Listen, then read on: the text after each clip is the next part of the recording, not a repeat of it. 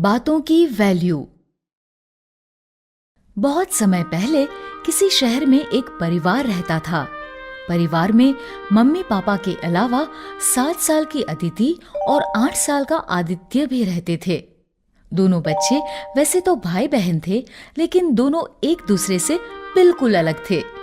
जहां आदित्य बहुत कम बोलता था, वहीं अदिति बहुत ज्यादा बोलती थी। वो हर बात पर और कभी-कभी तो बिना बात के भी बोला करती थी। मम्मी, आज स्कूल में टीचर एक एक करके सभी बच्चों से सवाल पूछ रही थी और जब मेरी बारी आई तो मैंने टीचर का सवाल पूरा होने से पहले ही सवाल का सही जवाब दे दिया। फिर भी पता नहीं टीचर ने मुझे 10 से सिर्फ 5 नंबर ही क्यों दिए। उसकी मम्मी उसे बहुत समझाती थी कि उसे कम बोलना चाहिए। अदिति बेटी, हमें कम और मीठा बोलना चाहिए। अगर हम ज्यादा बोलते हैं तो लोग हमारी बातों पर ध्यान देना बंद कर देते हैं। लेकिन वो हमेशा मम्मी से कहती कि मम्मी, मैं तो बहुत कम बोलती हूँ, बल्कि मुझे तो ये भी नहीं पता कि ज्यादा बोलना क्या होता है। एक दिन बच्चों की बुआ उनके घर रहने आई और अपने साथ दोनों बच्चों के लिए खिलौने भी लाई। आदित्य, ये लो तुम्हारे लिए रोबोट, और अदिति, ये लो तुम्हारी गुड़िया। आदित्य ने रोबोट चुपचाप रख लिया। थैंक यू बुआ जी। लेकिन अदिति हमेशा की तरह बोल पड़ी। बुआ जी, आप ये वाली गुड़िया क्यों लाए? ये वाली गुड़िया तो मेरे पास है। अगर आप मुझसे पूछ लेती तो मैं आपको पहले ही बता देती कि मुझे कौन सी गुड़िया चाहिए। ठीक है अदिति, अगली बार मैं तुमसे पूछ लूंगी। पूछने की क्या जरूरत है? आप मुझे अपने साथ बाजार ले जाना। मैं अपने आप एक अच्छी सी गुड़िया पसंद कर लूंगी और फिर आप उसे खरीद लेना। ठीक है। ठीक है, तो फिर चलो चलते हैं।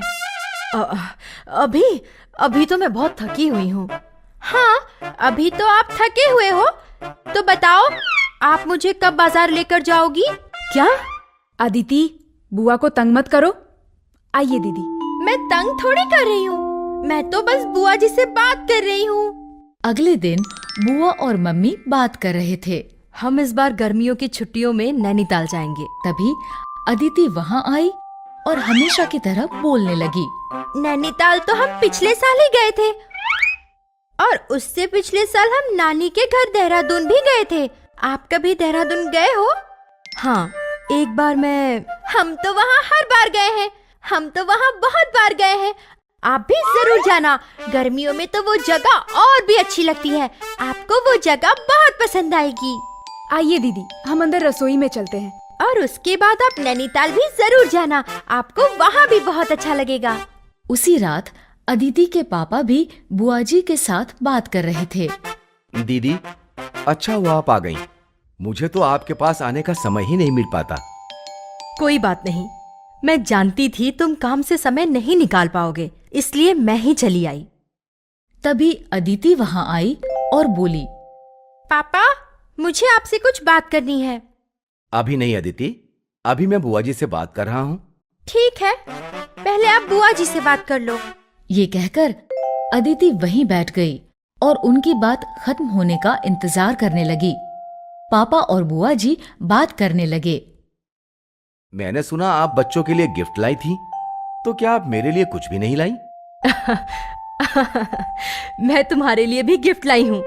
ये लो तुम्हारा गिफ्ट। अरे ये शर्ट तो बहुत अच्छी है। ये देखकर अदिति से चुप नहीं रहा गया और वो बीच में ही बोल पड़ी। वाह पापा, आपका गिफ्ट तो सच में बहुत अच्छा है। बुआ जी, आप तो पापा के लिए बहुत अच्छा गिफ्ट लाई हो। इसका मतलब तो ये हुआ कि आपको अच्छे गिफ्ट खरीदने आते हैं। हाँ, तुम्हारी बुआ बहुत अच्छे गिफ्ट खरीदती हैं। लेकिन पता नहीं बुआ जी मेरे लिए ही क्यों वो छोटी सी गुड़िया लेकर आई। पापा, आपको पता है, बुआ जी मेरे लिए एक गुड़िया लेकर आई। वैसे गुड़िया मेरे पास पहले से ही थी, इसलिए मैंने बुआ जी से कहा कि वो मुझे कुछ और गिफ्ट ला कर दें। और बुआ जी ने मुझसे कहा है कि अगली बार वो मुझसे पूछकर ही मेरे लिए गिफ्ट लाएंगी। अगले कुछ दिनों तक ऐसा ही चलता रहा। अपनी आदत से मजबूर अदिति बिना वजह हर बात पर बोलती रही। आप अभी खाना खा रहे हो? मैंने तो पहले ही खाना खा लिया था।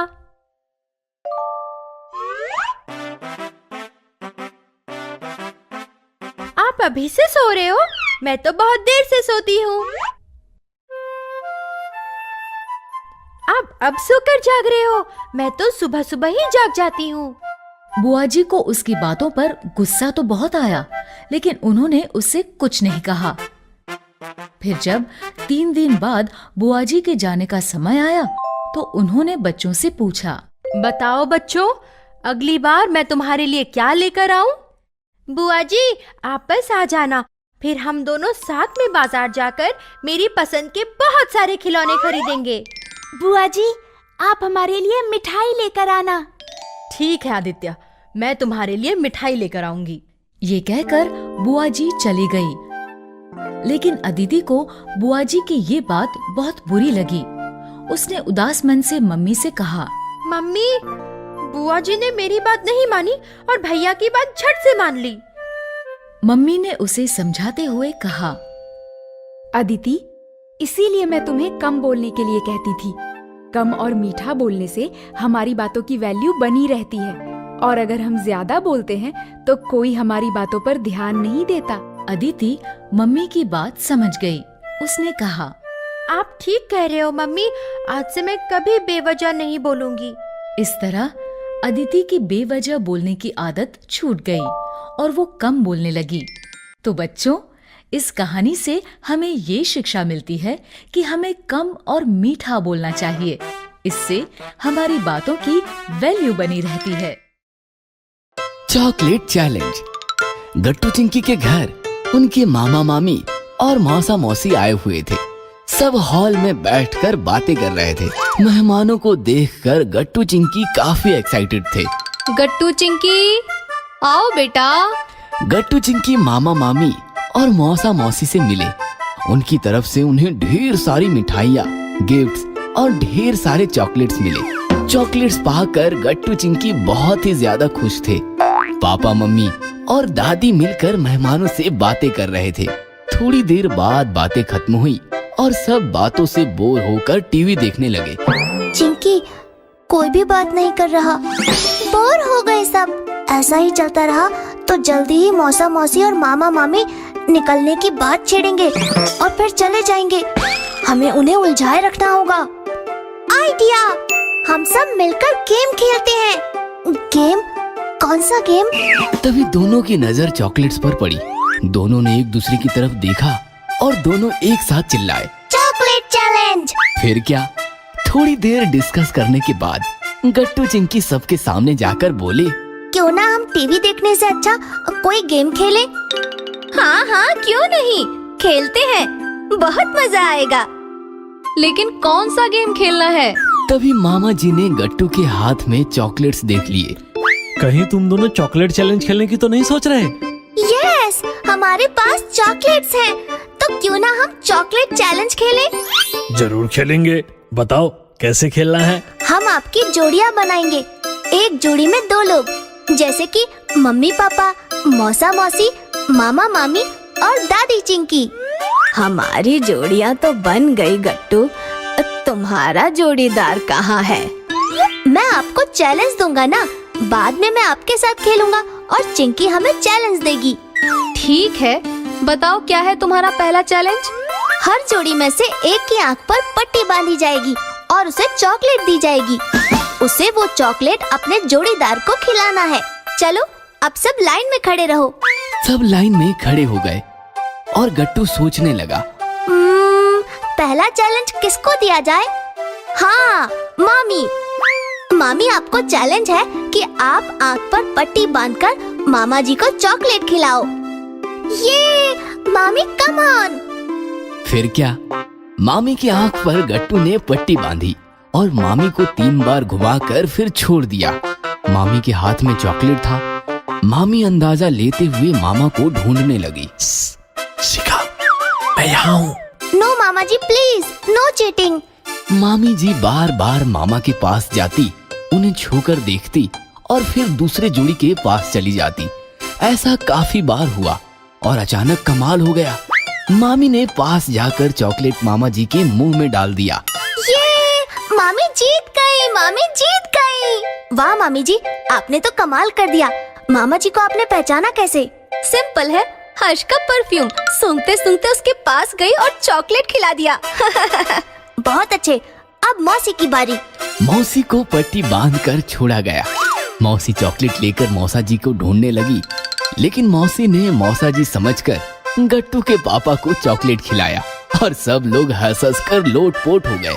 फिर मम्मी को पट्टी बांधी गई। मम्मी चॉकलेट लेकर पापा को ढूंढने लगी और थोड़ी ही देर में मम्मी ने पापा को चॉकलेट खिला दिया। बहुत खूब, 2 बार चॉकलेट खाने वाला मैं पहला प्लेयर हूँ। मम्मी, आपने पापा को कैसे पहचाना? अरे सिंपल है, तुम्हारे पापा तो परफ्यूम लगाते ही नहीं। वाह मम्मी, वेरी स्मार्ट। दादी को पट्टी बांधकर छोड़ा गया। दादी सबको छूकर देखने लगी और चिंकी को ढूंढने लगी। चिंकी की हाइट कम होने के कारण पहले तो दादी को चिंकी मिली ही नहीं, लेकिन जब मिली तब चिंकी के मुंह खोलने से पहले ही दादी ने पूरा चॉकलेट गलती से उसके चेहरे पर रगड़ दिया। चिंकी का चॉकलेट से रंगा हुआ चेहरा देखकर सबकी हंस हंस कर हालत बिगड़ गई। गट्टू, अब तुम चिंकी के जोड़ीदार बनो। अब मैं तुम सबको एक चैलेंज दूंगी। दादी की बात सुनकर सब एक्साइटेड हो गए। दादी अंदर गई और काफी सारे पुलिस के डंडे जैसे लकड़ी के डंडे लेकर आई। बाप रे, इतने सारे डंडे! आप क्या करने वाली हो? अभी पता चल जाएगा। सब लोग अपने अपने जोड़ीदार के सामने बैठ जाओ। सब जोड़ीदार एक लाइन में आमने सामने बैठ गए। दादी ने बीच में चॉकलेट्स की प्लेट्स रखी और सबके हाथों को डंडे बांध दिए। अरे बाप रे, ये चैलेंज तो काफी टफ लग रहा है। दोनों हाथों पर डंडा बंधे होने के कारण हाथ बेंड ही नहीं हो रहा। सबके दोनों हाथों पर डंडा बंधे होने से सबके हाथ टाइट हो गए थे, मोड़ने का नाम ही नहीं ले रहे थे। चलो, तुम्हारे सामने चॉकलेट्स हैं, वो तुम्हें खाने हैं। शर्त ये है कि चॉकलेट मुंह तक पहुंचाने का माध्यम सिर्फ हाथ ही होने चाहिए। चलो, करो चैलेंज पूरा।